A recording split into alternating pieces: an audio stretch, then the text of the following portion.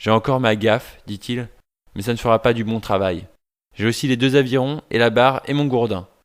Maintenant, ils m'ont battu, pensa-t-il. Je suis trop vieux pour tuer un requin à coups de gourdin. Mais j'essaierai, aussi longtemps que j'aurai les avirons, le gourdin et la barre.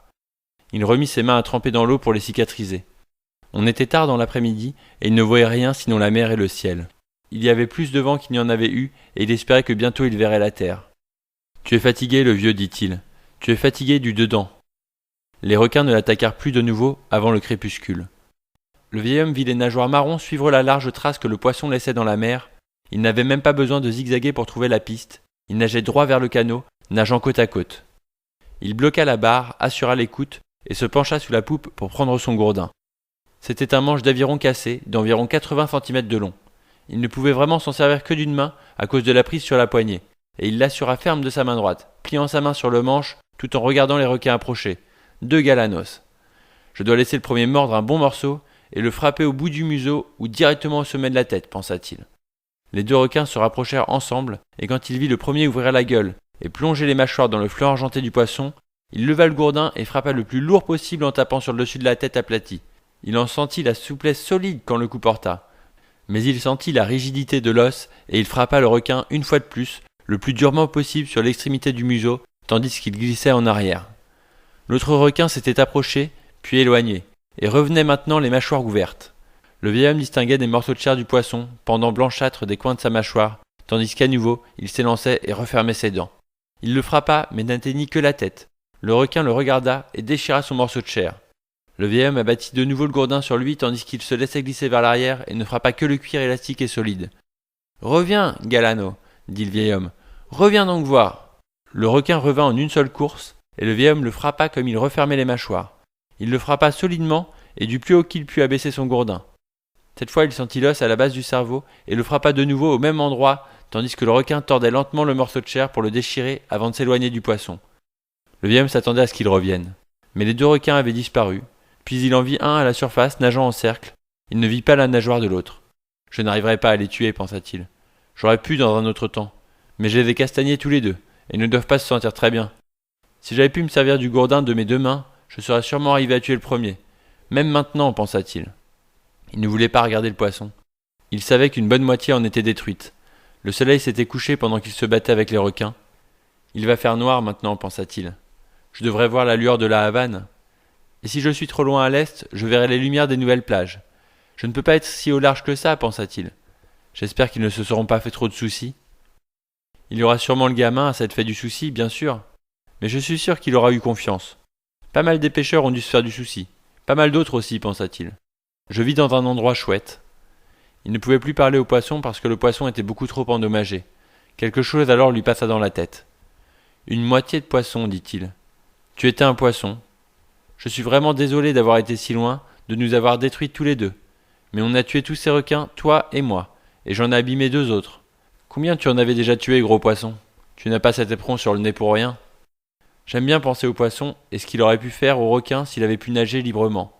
J'aurais dû lui couper l'éperon pour me battre contre le requin avec, pensa-t-il. Mais il n'avait pas de hache, ni même plus son couteau. Même si je l'avais, j'aurais pu l'attacher sur un des manches d'aviron. Quelle arme! Alors on aurait pu se battre ensemble. Qu'est-ce que tu vas faire s'ils reviennent dans la nuit?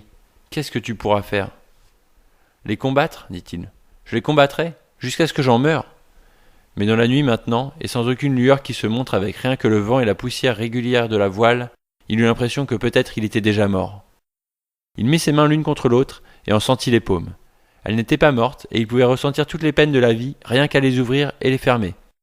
Il se pencha de nouveau contre la poupe et sut que non, il n'était pas mort. Ses épaules le lui disaient.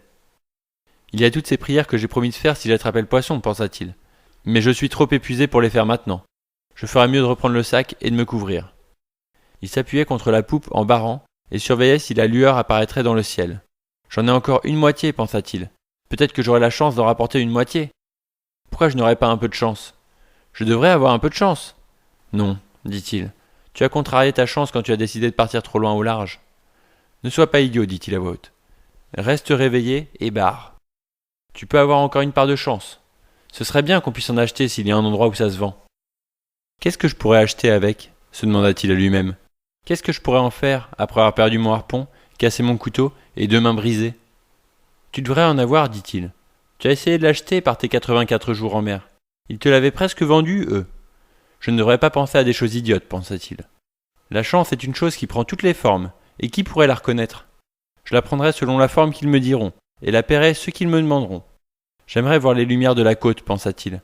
J'aimerais trop de choses à la fois. Mais c'est la chose que je voudrais pour l'instant. Il tenta de s'installer plus confortablement pour barrer, et la douleur à nouveau lui fit comprendre qu'il n'était pas mort.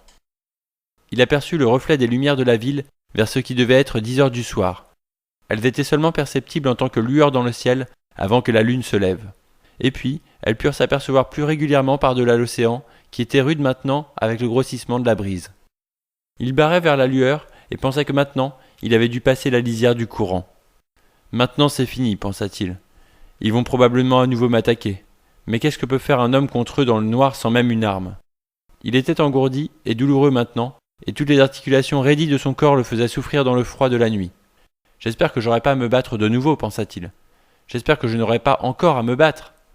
Mais à minuit, il dut combattre, et à ce moment-là, il sut que le combat ne servirait à rien. Ils arrivèrent en horde, et il ne pouvait que suivre les lignes que faisaient leurs nageoires à la surface, et leur phosphorescence quand ils se jetaient sur le poisson. Il assommait des têtes, et entendait le claquement des mâchoires, et son canot était secoué chaque fois qu'un se lançait par-dessous. Il abattait désespérément son gourdin contre tout ce qu'il pouvait seulement deviner ou entendre, et il sentit quelque chose attraper son gourdin, et il ne tenait plus rien.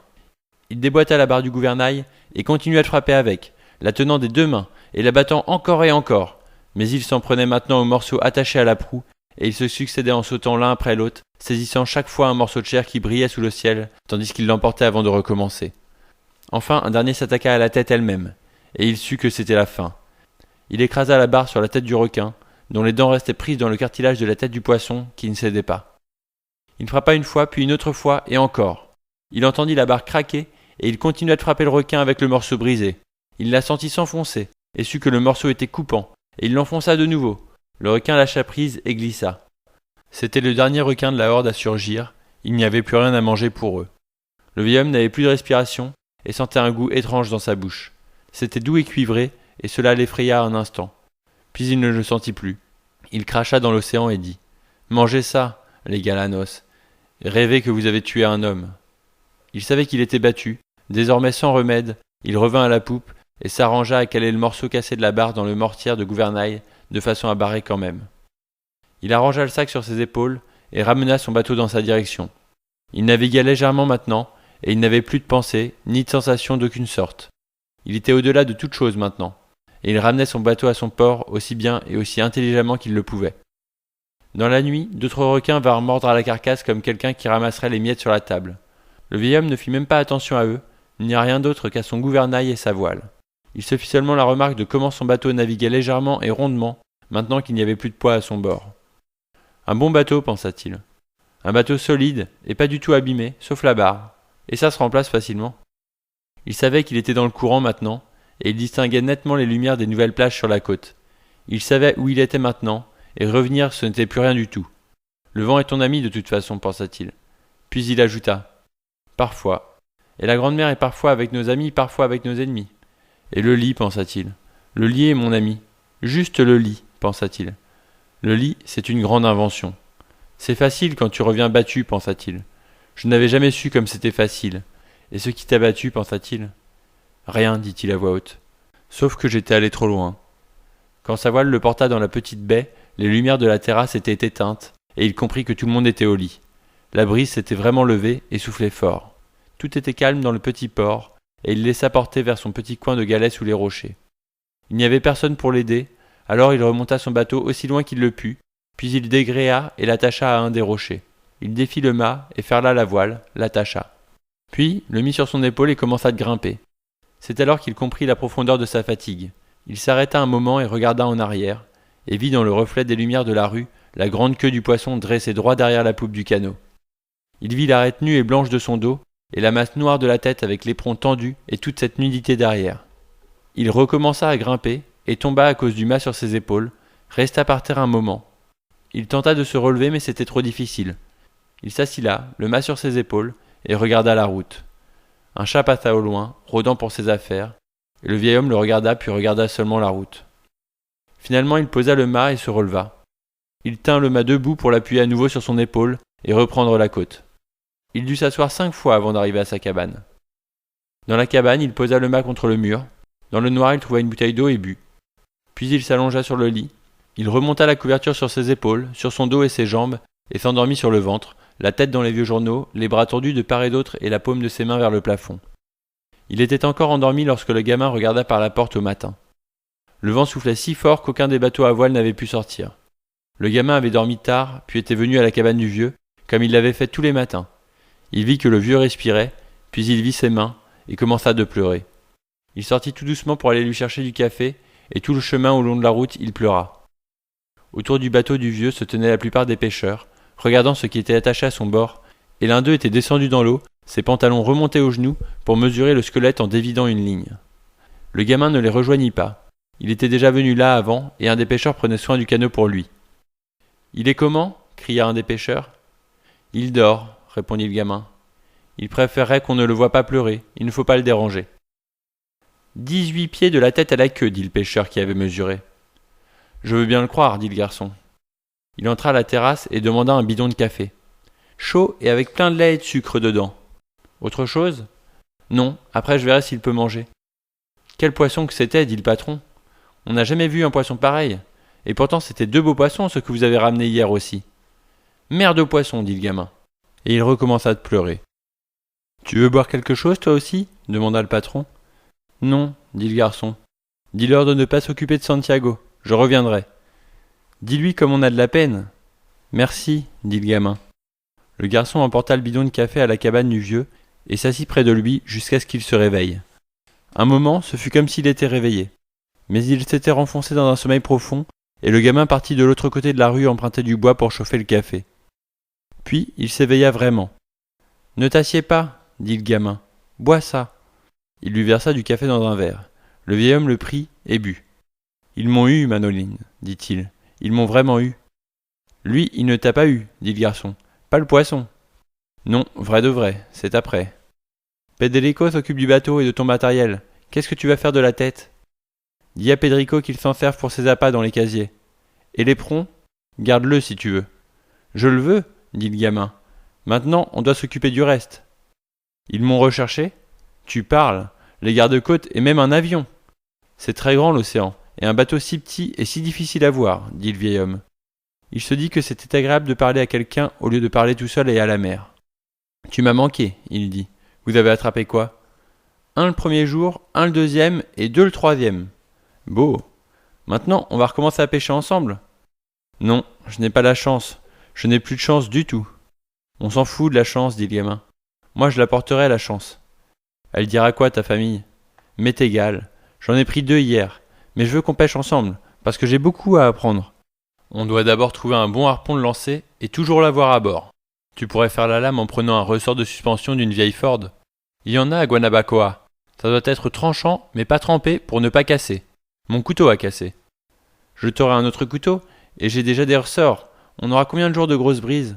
Peut-être 3, peut-être plus. Je m'occuperai de tout, dit le garçon. Toi, tu dois soigner tes mains. Je sais comment m'en occuper. Cette nuit, j'ai craché un truc bizarre et senti que quelque chose dans ma poitrine était cassé. Soigne ça aussi, dit le gamin. Repose-toi, le vieux, et je t'apporterai ta chemise lavée avec quelque chose à manger. Apporte-moi les journaux de tous ces jours où je suis parti, dit le vieux. Tu dois te soigner vite parce que j'ai beaucoup à apprendre. Tu peux m'apprendre tant de choses. Combien tu as eu mal ? Plein, dit le vieil homme. Je t'apporterai à manger et les journaux, dit le garçon. Repose-toi, le vieux. Je t'apporterai quelque chose du drugstore pour tes mains. N'oublie pas de dire à Pedrico que la tête est pour lui. Hein. Je m'en souviendrai. Et le garçon n'avait pas passé la porte sur le seuil de corail usé qu'il pleurait de nouveau. Cet après-midi, il y avait un groupe de touristes en balade à la terrasse, et regardant vers la mer parmi les bouteilles de bière vides et les barracudas morts, une femme vit une longue arête dorsale blanche avec une immense queue tout au bout qui se balançait avec la marée montante, tandis que le vent d'est poussait une lourde houle par l'ouverture du bord. « Qu'est-ce que c'est, ça ?» demanda-t-elle au serveur en montrant le squelette du grand poisson. Désormais, juste une ordure poussée par la marée. « Tiburon, dit le serveur. Les requins. » Il tentait d'expliquer ce qui s'était passé. « Je ne savais pas que les requins avaient d'aussi belles queues si bien formées. »« Je ne savais pas non plus, dit son mari. » Plus haut dans la côte, dans sa cabane, le vieil homme dormait de nouveau, et à nouveau il dormait sur le ventre, le garçon assis près de lui pour le veiller. Le vieil homme rêvait des lions. Et ainsi se termine la lecture du Vieil homme et la mer, écrit par Ernest Hemingway.